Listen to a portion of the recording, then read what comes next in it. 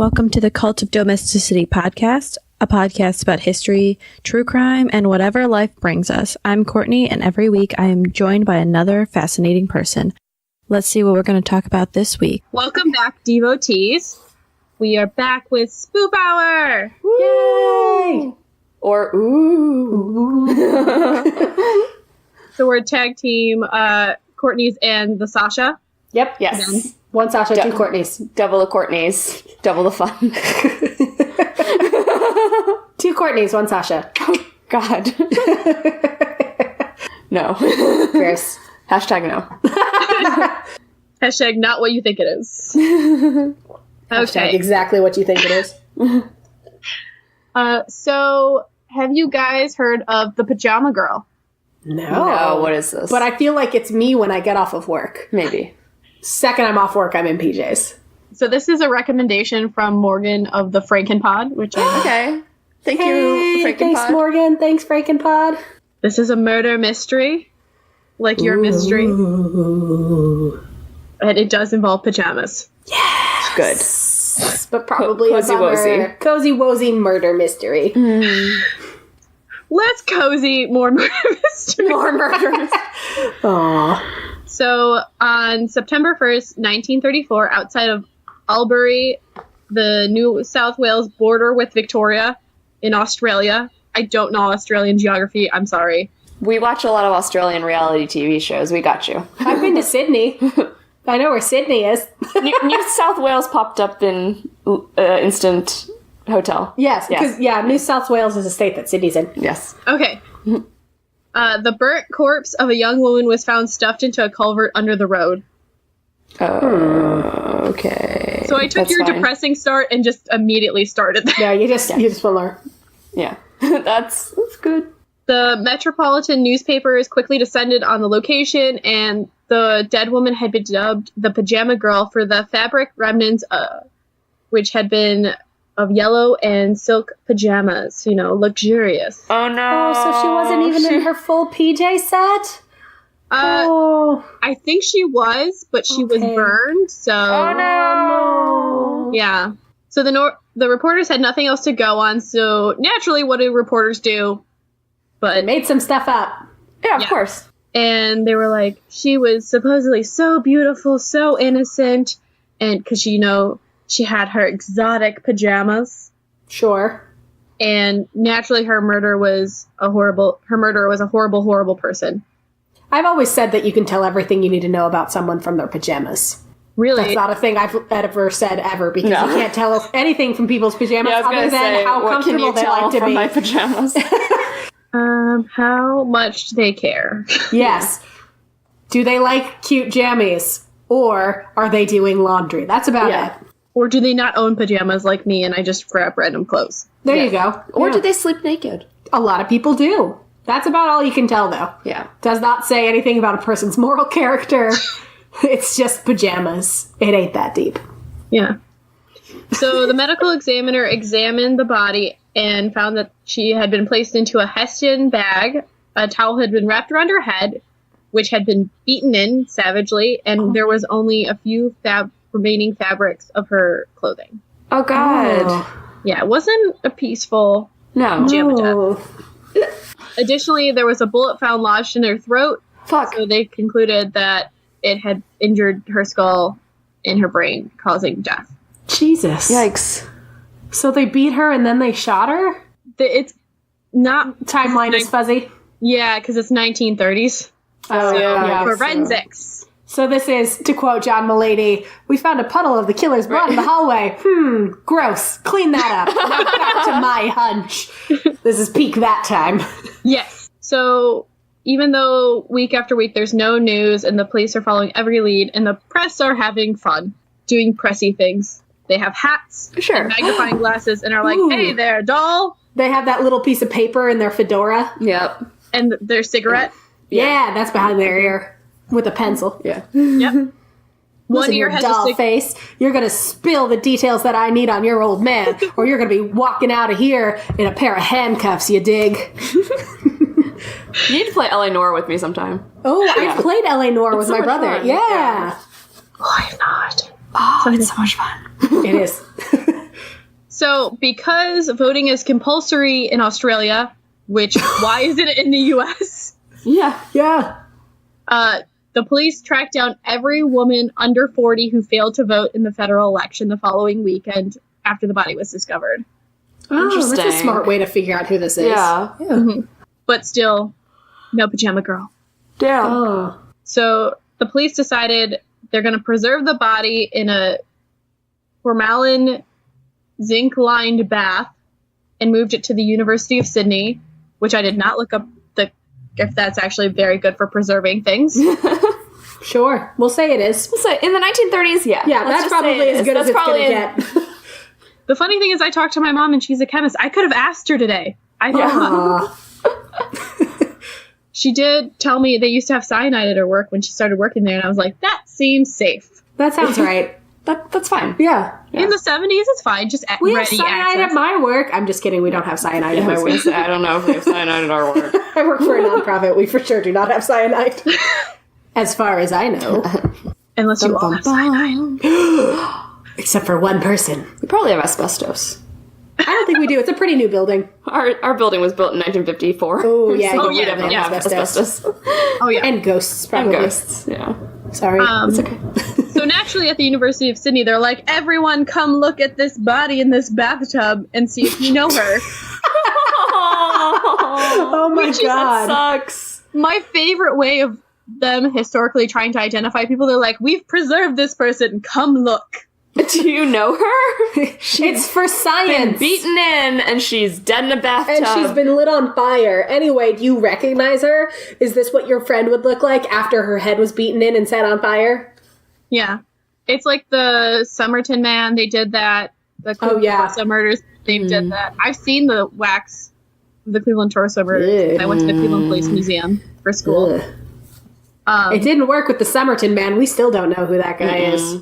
No, they're pretty sure the people who knew him are hiding it, so... Oh, that nurse and her son? Mm-hmm. That makes sense. Yeah. So, about a decade-ish later, March 1944, the police got their man. So it took a decade. Honestly, considering it was the 30s, I'm like, that seems like less time than I expected. Yeah. You know, it could be last week. They got their man, Yeah. guys. He's been dead for 20 years, but we're pretty sure it was him. So, the commissioner of the New South Wales Police, William Mackay, brought He together... did it? No. Sadly, no. That would be a great twist. That'd be a great twist. That's why it took him 10 years. He's like, no, I don't know her. Nobody knows her. Anyway, let's look at other cases. Yeah. How about this other one? Came together with Sydney's most powerful people and frequented Romano's, a fashionable Italian restaurant. There he noticed his waiter, Antonio Angosti. Sorry, I'm doing an Italian hand. Antonio. It makes the pronunciation better, dear listener. The hand is just really just selling it. Romano's macaroni grill. I know. I'm like, ooh, I want some of that bread. Really had really good bread. They had really good bread. Yeah. Who McKay remembered from before the war looking rather agitated. So he's like, hey, Angosti, come down to the police station. And there, he was like, I murdered my wife in Melbourne 10 years ago. That escalated. That guy had no I just chill. wanted some bread. Yeah, it went from like, hey buddy, are you having a bad day? It seemed like your work's not I very good. Do you murdered wanna- my wife. Okay, I'm gonna go get somebody. How about you sit here for a minute? He was literally the person to get, though. So it's like, Yeah. why don't you come with me? We'll bring the bread. We'll go get the bread together. Anyway, so about my check, is that going to be coming soon, or should I'll take care of it later? You know what? Let's just get you to the police station. It's not important. It's on the house. So Antonio was an Italian immigrant who arrived in Australia in 1927. His wife, Linda Angosti, was born in... She did the hand again. And it's really selling it.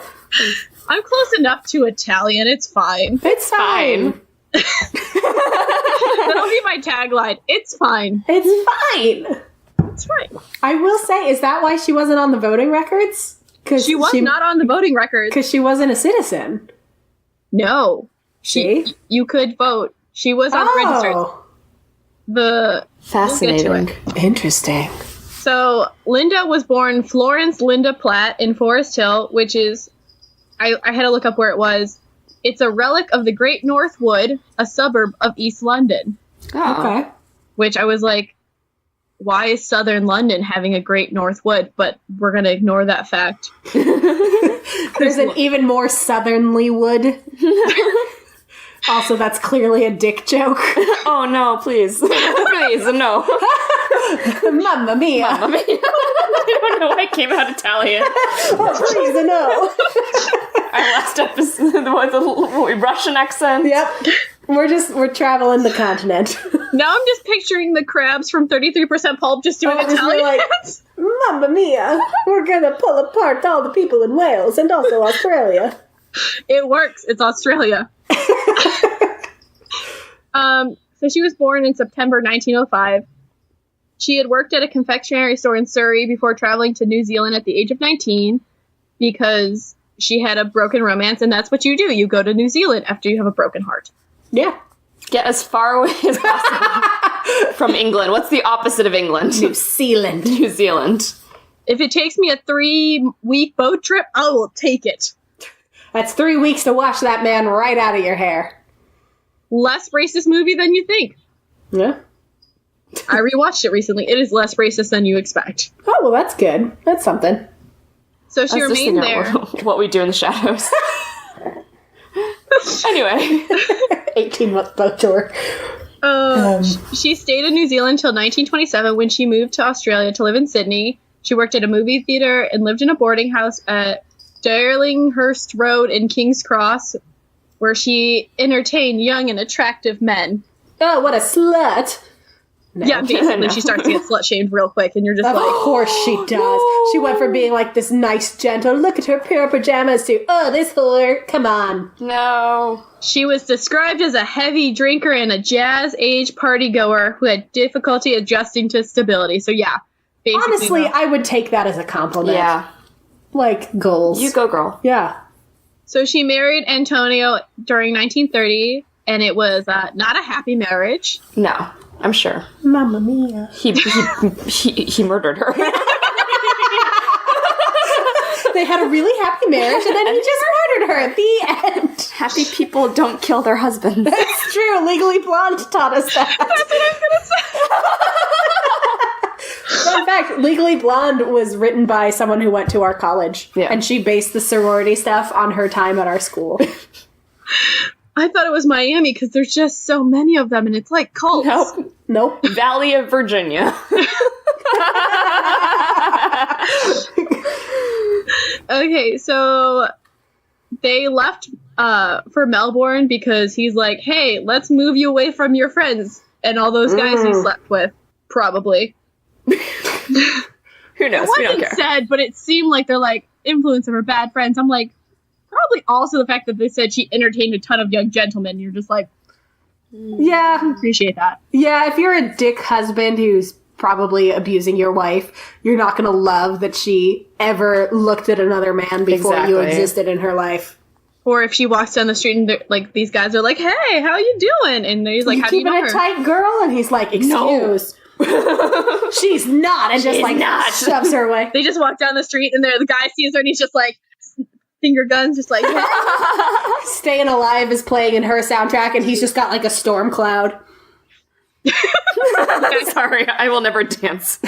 Please always dance, Sasha. Mamma mia. We just had a lovely little dance break on this non-visual medium. So, Angosti disappeared from friends and family late August 1934, around a week before Pajama Girl was found in Splinters Creek. So they're like, she disappeared a week before this body was found. Seems promising. Angosti delivered a statement to the police that his wife had a drinking problem, and that was one of the reasons why they moved away. Sure, it was all her fault. Yeah. Yes, Not and the That guy slut. who And she killed continued drinking as I'm Yeah. drinking my rum. Yeah, she was a drunk slut. I'm definitely not a man who murdered his wife. What are you talking about? I'm not the bad guy. I just killed her a little bit. With my Italian hens. With my Italian hens. And then also a gun, because I'm a monster. So, even though they were in Melbourne, she continued drinking, because moving doesn't solve drinking problems, guys. Remember that. Right. Yeah, you're still you. You're still addicted to alcohol if you're addicted to alcohol. Yep. It doesn't change overnight. It's just in a different place now. It's a different scenery for the alcohol abuse. Yeah. Yeah. One Monday morning, he woke up to Linda threatening him with a revolver. There was a struggle. The gun went off and killed Linda. Uh-huh. And then he just accidentally fell and beat her head in. And then set her on fire. And Whoops, then I dropped the candle. Oh, You're I putting- my wife. Oh no, I lit her on fire. Mamma mia. That's a spicy meatball. You're putting more thought into this than the police did. Oh my god. We're just joking. What the hell? We'll get Police into it. department? It's not Oh, as black and white as it seems. Oh, man. Okay. Oh no, I messed up. Because Ngozi couldn't have brought shame upon himself, the Italian community, he did not report it. Mm-hmm. So he put his wife's body in his car and, taking his spare can of petrol, drove for a long drive. He saw the lights of Albury, turned off the road, stuffed Linda's body under a small bridge, doused it in petrol, and set it on fire. Uh-huh. So his story is just her head got oopsies smashed while he was driving? We'll get to that. Oh, God. Again, you're putting more thought into this than the police. So he voluntarily returned to Melbourne, where the inquest was convened on him murdering his wife. The identification of Linda as the body was contested by Dr. Thomas Benbow, who claimed the body was of Sydney girl Philomena Morgan, which sounds like a Victorian lady of the night. Philomena Morgan. Philomena Morgan. The coroner actually came to the conclusion that the body was indeed Linda Ngozi. So he was tried for her murder, but wasn't found guilty of murder, found guilty of manslaughter, and sentenced to 6 years hard labor. And then he was released in 1944, deported to Italy, where he lived the rest of his life in Sardinia, dying in 1969. So he outlived World War II. I thought the story was going to end with, and he went to Italy during World War II. No, he was released after, thank goodness. Okay. I mean, I'm sure Italy wasn't great at That's the time. true. Yeah. It wasn't communist, but it wasn't great. Wasn't that their country motto at the time? It's not communist, but it's not great. Mamma mia. I mean, it wasn't a country till, closer to the 20th century or 21st century, so... Yeah.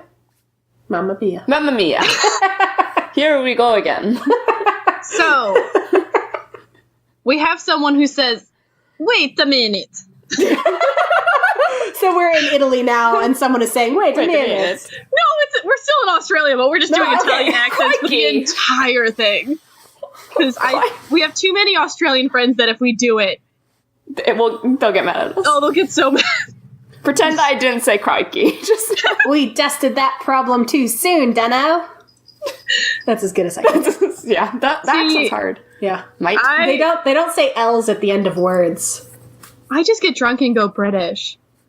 So, recently it's That's been Irish, and I don't know why. Shillelagh. It's because it's fun. March. And it's March. It's festive.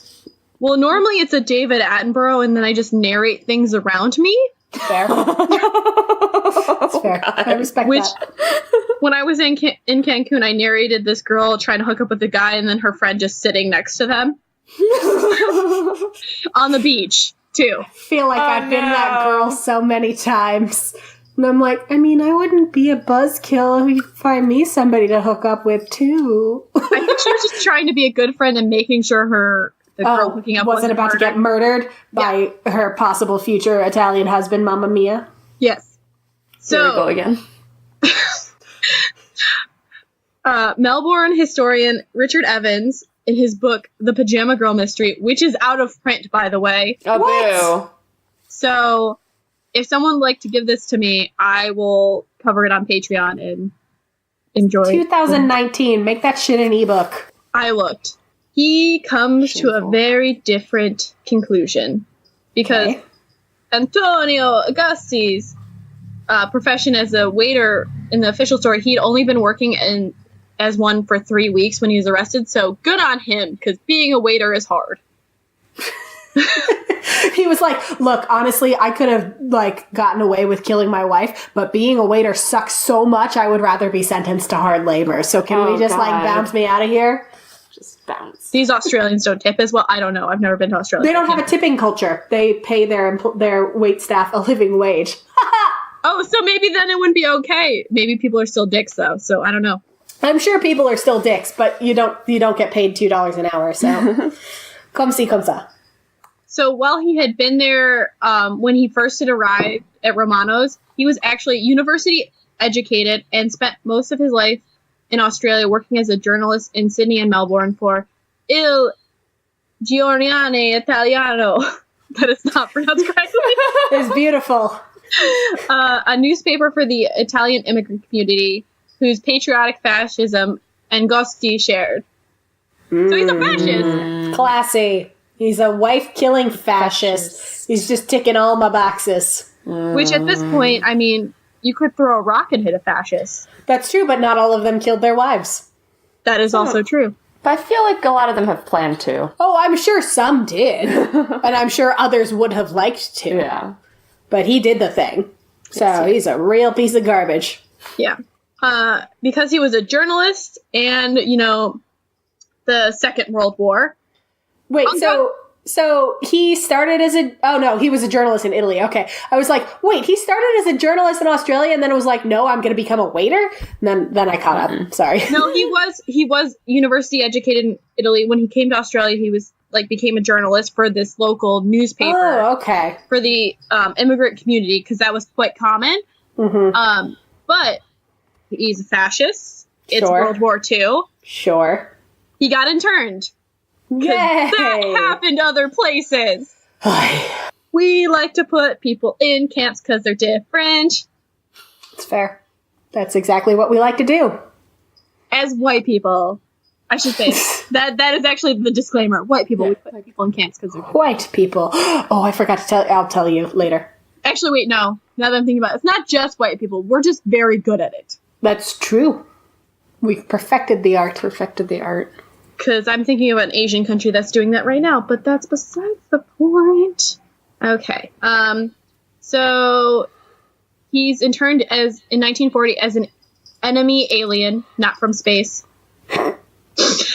And he becomes disillusioned in this period with the Italian Fascist Party because Mussolini fails real hard at World War II. Spoilers for World War II. I haven't gotten to that part in the season yet. That was the next episode. Oh my god. And in January 1944, he petitions for release and is granted on the grounds that he no longer posed a threat to Australia. Oop.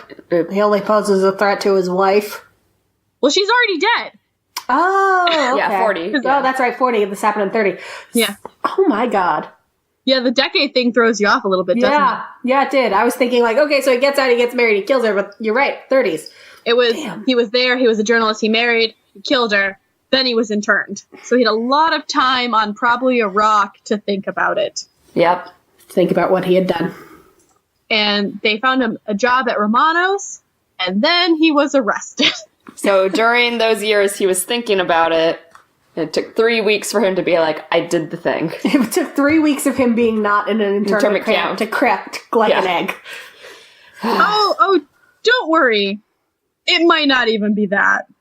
Oh, no. Did they pin it on him because he's an immigrant? They might have.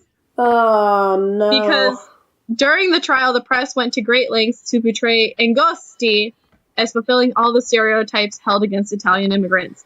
Because, it wasn't just the Irish that were discriminated against. It was also any Southern Europeans as well. Mm-hmm. They were like the Spanish, the Italians, the Balkans, lazy. They were viewed as lazy, don't want to work, cheats, all of that fun things. Wife killers. Killers of nice white women who wear yellow fancy pajamas. Yes.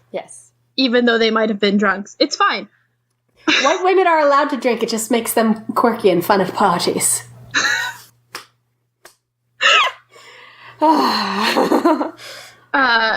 Basically, on top of it, the press didn't recognize that Angosti could have had anything other than a menial job. So basically, he's not intelligent.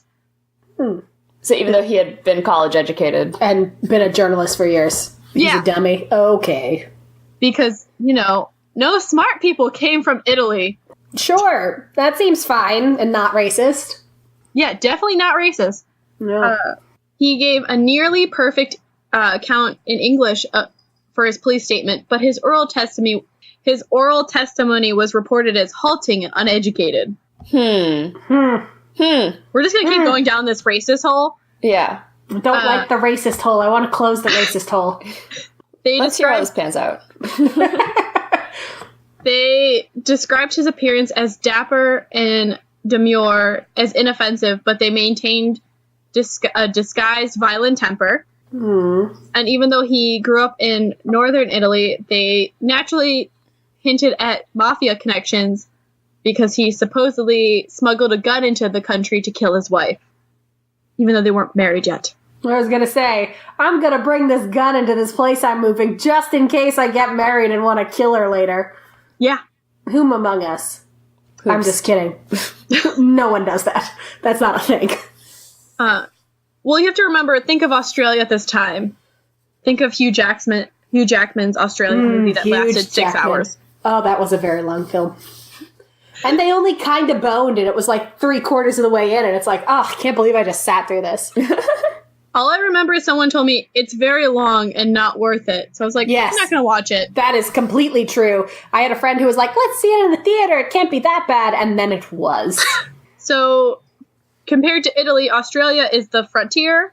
Mm-hmm. So naturally, he probably would have brought a gun for protection. If you're going out to the Wild West, you're going to bring a gun. You don't want to fuck with kangaroos. True.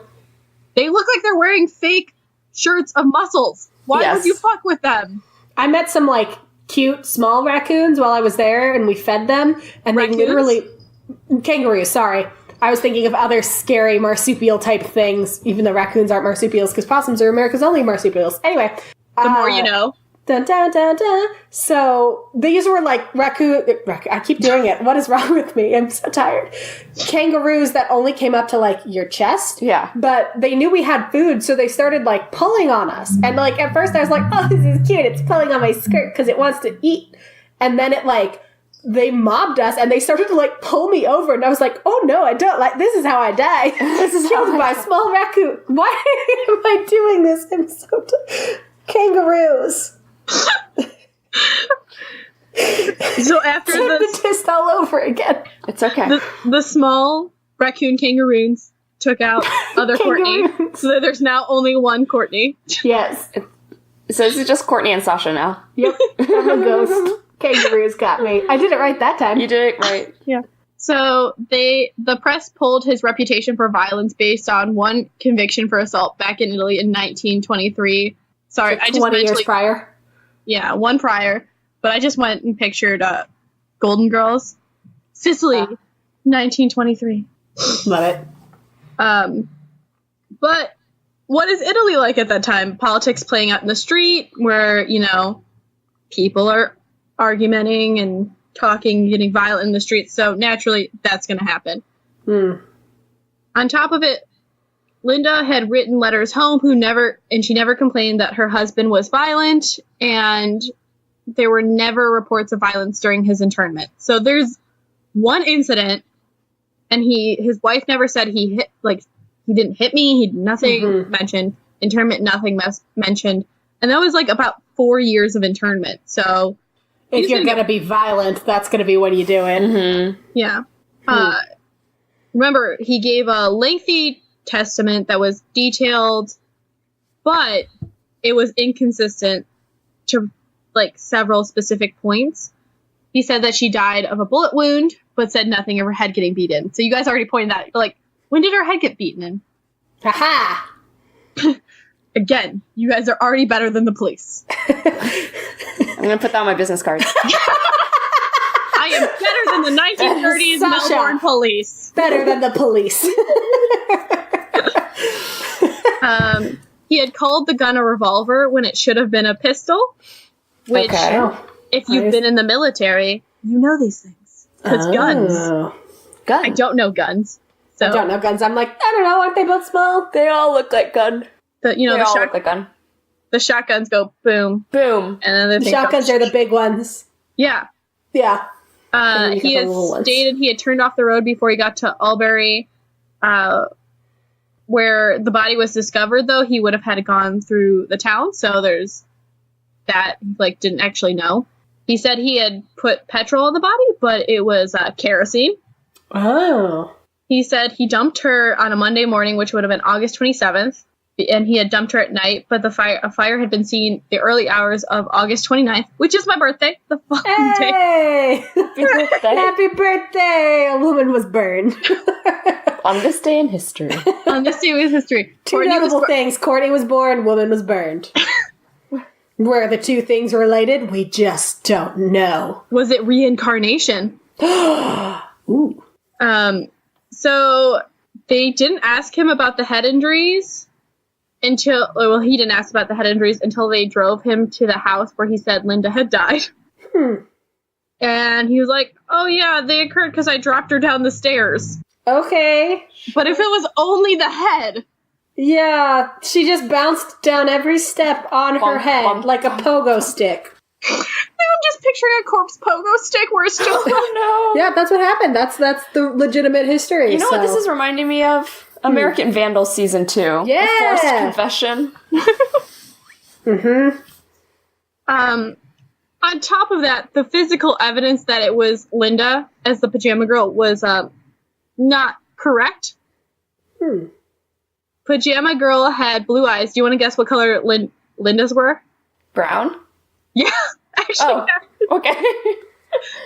Pajama Girl was small-breasted while Linda was large-breasted. You can't change that. You really can't. No. My favorite explanation of the breast thing was they said because she was burned, her breast shrunk. What?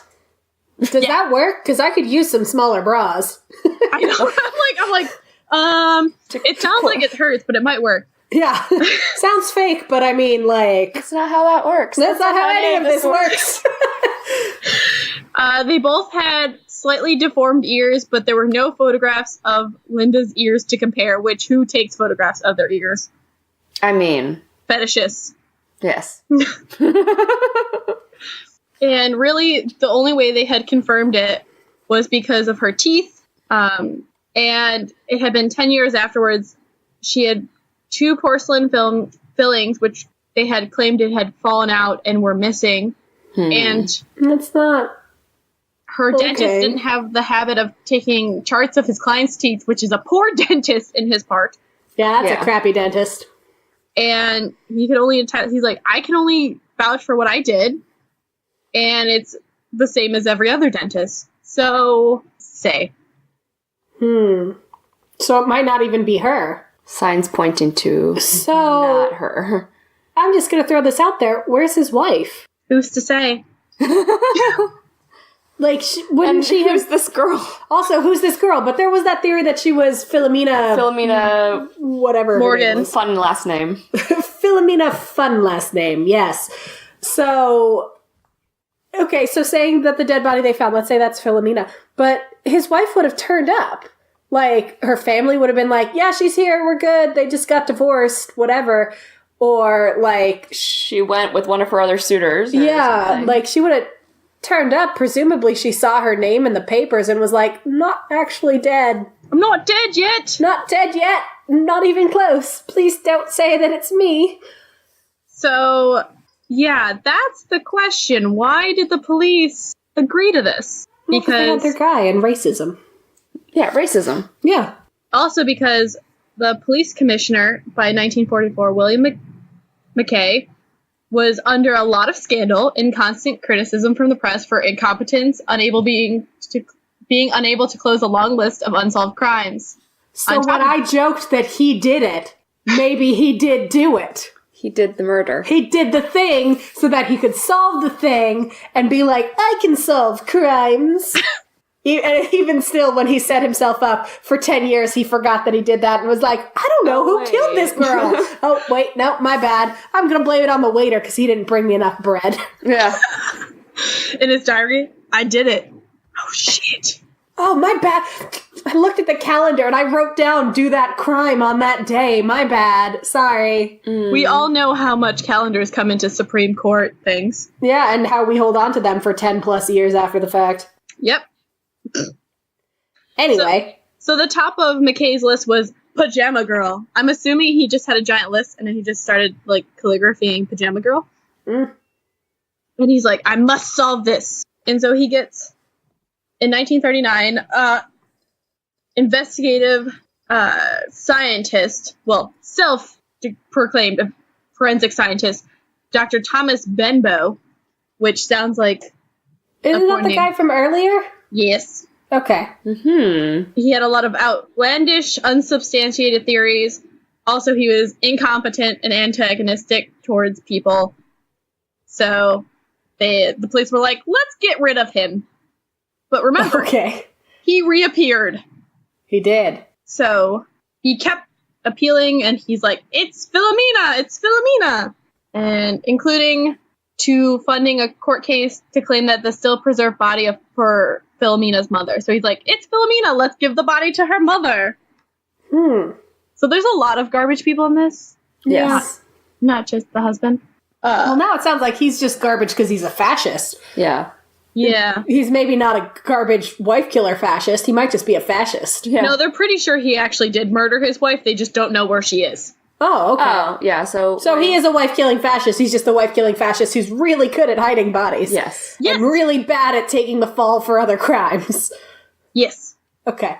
So, in 1943, the detectives who were working the case are new, and they're, like, looking at all the 125 files of possible victims who have never been traced nor eliminated. And guess who's at the top of the list, or close to it?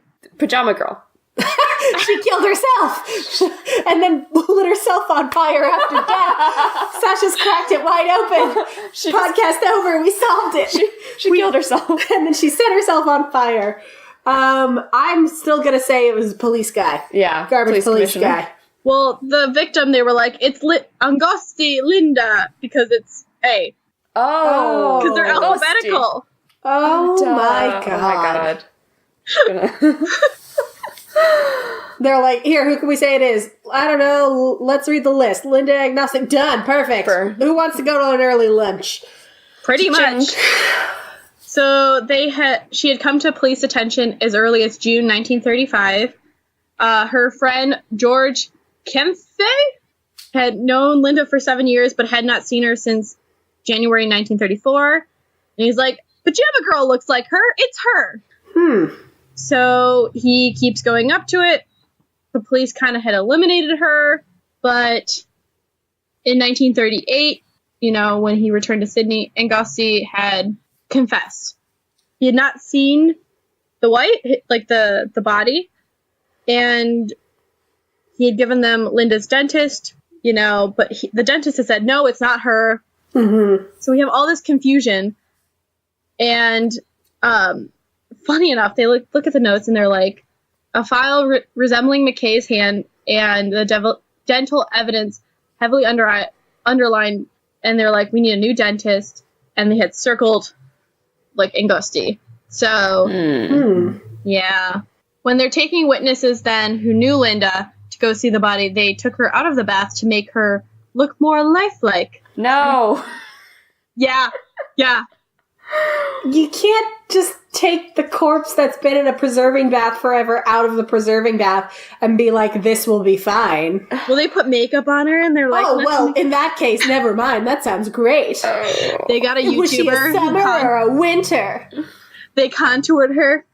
They contoured the shit out of her, so it made it look like she had a face. Weekend with Bernie. They're at Bernie's. But it's just Weekend with Weekend Linda. at Linda's. That's the title, Weekend at Linda's. So basically everyone who saw the body before George Kempe were like, we're not sure, it could be, couldn't be. Everyone after was like, yeah, it's Linda. Definitely Linda. Definitely Linda. Sure. So Linda had that ability to change her eye color and her boob size, so this is Linda to a T. Classic Linda. Well, I've never seen Linda, like, burned or dead. That's so true. I don't know. I don't know that if I saw anyone in my life burned and dead, I would recognize them. Yeah. Let's hope we never find out. Please. So, McKay, our favorite friend, also testified that he had no knowledge of Angosti except for his employee Romano's. But So he was literally like, all right, I got to close this case today. And he's like, hi, sir, can I take your order, please? And he's like, yes, hi, I'm going to convict you of a crime today. That's my order. What? Part of? He's just that that on gif the of that menu? guy blinking, just like, okay, what? yeah, that's not true. Because McKay had always had close connections to the intelligence arm of the New South Wales Police. On top of that, he was head of the New South Wales Special Branch in charge of the internment of the Italians in 1940. Uh-huh. So he's super mega racist and needs a fall guy. Yeah, which Angosti was among the first to be arrested for internment. So, coincidence. He's like, let's go down the list. Agnostic. Perfect. Your Yes. last name starts Which with A. is, conveniently, it's also the woman we said was the body. This is great. They're all lining They're up. all lined up. Yep.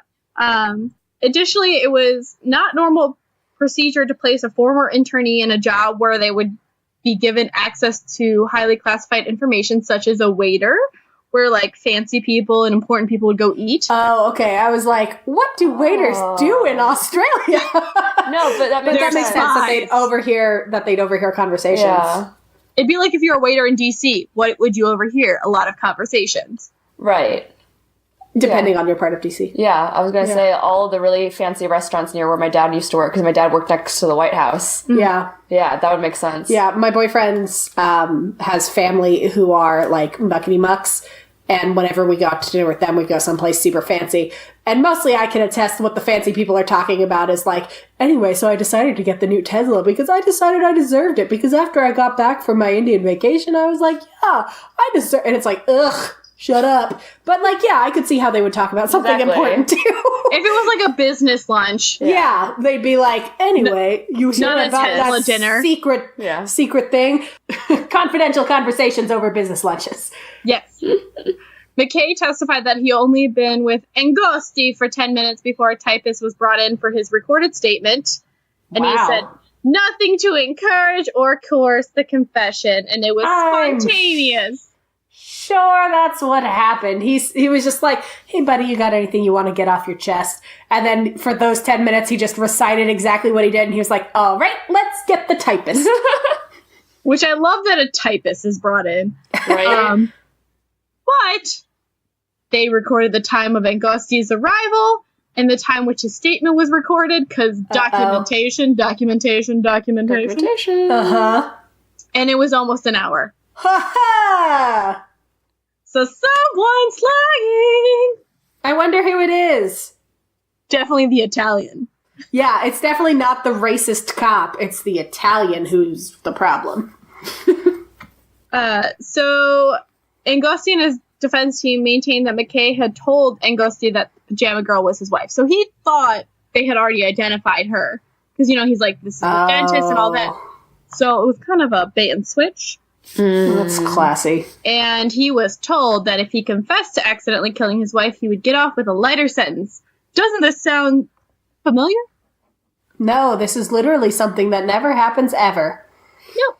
Think about it. It's the perfect patsy. His wife disappeared, he was Italian fascist, and no newspaper would defend him. Like, don't get me wrong, fascists are garbage, but like, damn.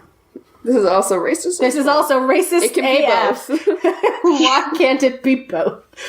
Yeah. And remember, he's a released internee, so basically think, like, he's on parole. So he's still under supervision. I'm sure they were like, here's the thing, we will re-intern you, or you can get hard labor, which, trust me, is going to be better than the internment camp. And he's like, okay, what do I say? Yeah. Yeah. And, like, internment camps aren't a nice place. Mm-hmm. Ask, Star Wars, or Star Trek guy, Takai. George Takei, yes. Yep. Takei, yeah. he was actually interned. He can vouch for how they were. Not a nice place. Yeah. Hillary's grandparents were interned. Jesus. Yeah. I think we were just lucky because our German side were far enough away, or we had my great uncle was in the science program, so we were okay. Gotcha. Luckily. So, he just pleaded out. He was like, I did it. Fine. I did it. Go for it. Yeah.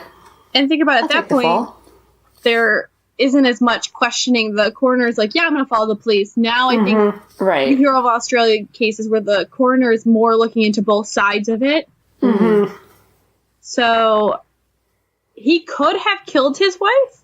As Evans comes to conclusion, he was an honest man. And he never denied that he killed his wife. But it's questionable if Pajama Girl is Linda. Yeah. Right. What I'm thinking now, having now heard this story, Pajama Girl is definitely not Linda, obviously. But he probably did kill his wife.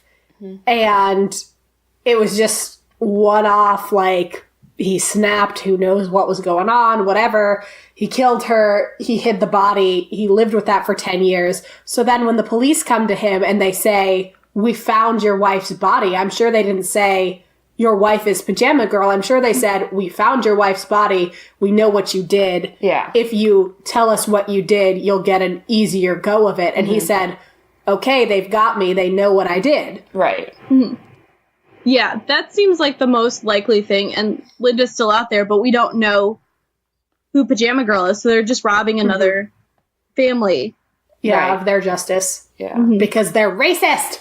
And you hope that as I always learned, there's waves of racism in countries. And Southern Europe was the turn of the century racism because you have the Irish and the Southern Europeans, and we've just changed a little bit to where we're turning it, but you want to hope that eventually that goes away. It seems like at least for Italians it has a little bit, but you always hope that gets solved now. Yeah. But to quote Community, that dude was hardcore racist, like old-timey, like 1800s Disney style.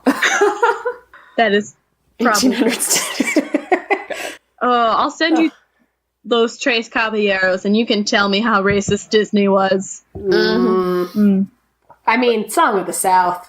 Oh, yeah. Like... We're not just going with... They went Latin American black. Oh, yeah. I think they did Italian, too, and you're just like, wow, you're just hitting all the dartboards. You're just throwing a country. The Asian mushrooms in Fantasia. Yeah. Even though I love Fantasia, I can't let that one slide. Yeah, that's rough. So do you want to tell everyone where to find you besides our band, Lindsay and the Courtneys? So, we are, once again, the podcast Spoop Hour. It is a paranormal comedy podcast. You can listen to us on basically all the podcatchers now. We are also on Twitter and Instagram at Spoop Hour. Both of those are P's as in penguins, not K's as in kangaroos, and not raccoons. Spooky poop. Spooky poop, that's us. If you have a ghost story or a first-hand paranormal experience that you'd like to share with us, or any kooky conspiracy theory, or anything you'd like us to talk about, go ahead and email spoophour@gmail.com. We love to hear from you. Tell us stuff. We'll talk about it. Yeah, and we're also soliciting stories right now of weird things that your parents told you to scare you from doing bad things. So, don't touch the stove because the fire demon will shoot up into your hand and take over your body. Yeah. To get you not to touch the stove. Right. Things like that. Yeah. So Your email us skin will those. melt off and be sent straight to hell. Yes, or if you sit in the bathtub too long, you shrink down and you'll go down into the pipes and then we'll never see you again. Yeah. Weird stuff like that. Yeah. Tell us that. Yeah, tell us that stuff. We love it. Cool. Yeah, you'll also see lots of Spoop Hour things when these are posted, so make sure to click on them and follow them, because they are amazing. Thank you. Thank you. You're amazing. And that's been 2 Courtneys and 1 Sasha. Also, just because it's another Courtney, and we're 2 good Courtneys. Two good Courtneys and 1 okay Sasha. I'm just kidding. No, I'll You're accept great. that. No, you're great. Shut up. Is that our new song? Is our new song 2 good Courtneys? 2 good Courtneys and 1 okay Sasha. And in parentheses, it's and 1 okay Sasha. Yay! Yeah, and there'll be a new guest next time. I just have to see who gets recorded first. Mysterious. Bye! Bye! Hey, Sasha. Hey, Courtney. Where can you get hot takes about ghosts, cryptids, farts, and cats? I don't know, where? On our podcast, Spoop Hour. Oh, that's right. Each week, we talk about the things that spook us out and we laugh through our fear. You can find us on Twitter and Instagram at Spoop Hour, and you can listen to our podcast on iTunes, Podbean, or really anywhere else that you get your podcasts. Feel free to also drop us a line at spoophour@gmail.com. We want to hear about your ghosts. Thanks. Norway reeling from twin attacks. First, a suspected car bomb. Thomas Quick was known as Sweden's worst serial killer. Quick was convicted. Kim Wall disappeared after boarding Madison submarine in Copenhagen harbour last August. Terrorism, miscarriages of justice, serial killers, disappearances. From the known to the lesser known, we give you true crime from the dark and frozen regions of Northern Europe. This is Nordic True Crime. Subscribe to our bi-weekly episodes on iTunes, Spotify, or on your podcast provider. And find us on Facebook, Twitter, or Instagram at Nordic True Crime. Cult of Domesticity. We're available on all podcatchers. Remember to rate, review, subscribe to help spread the word, or just force other people to listen to it. Our Facebook and Twitter are at Domestic Podcasts, and our Instagram is at the Cult of Domesticity. We also have podcast merch at Threadless. As well, if you want to support us financially or show some appreciation, we have a PayPal tip jar and a Patreon, which has some pretty great perks. Any topic suggestions, feel free to email us at domesticpodcast@gmail.com. Remember to stay domestic and cult-free.